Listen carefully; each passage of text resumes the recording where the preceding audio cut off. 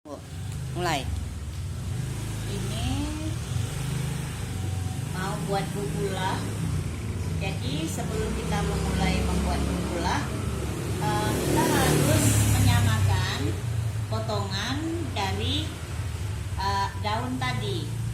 Setelah itu kita larang atau kita layu di api. Setelah kita layu di api, nah baru kita adukan, kita lapis dua, terus kita beri, ini untuk buat bubula, kita beri garam sedikit biar nanti kalau dibuka itu wangi asinnya. Terus kita ambil nasi yang sudah masak, yang sudah siap, kita taruh di daun yang akan kita buat bubula. Ini hanya contoh hasil nasinya. Nah, ini Lom. Aku dulu. kita tambah sedikit.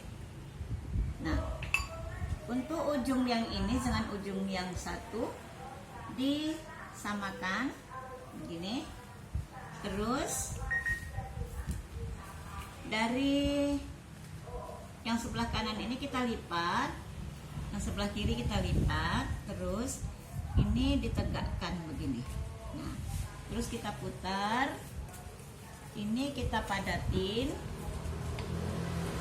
terus kita lipat lagi sudut kanan sama sudut kiri, terus ditekuk begini dengan menggunakan lidi.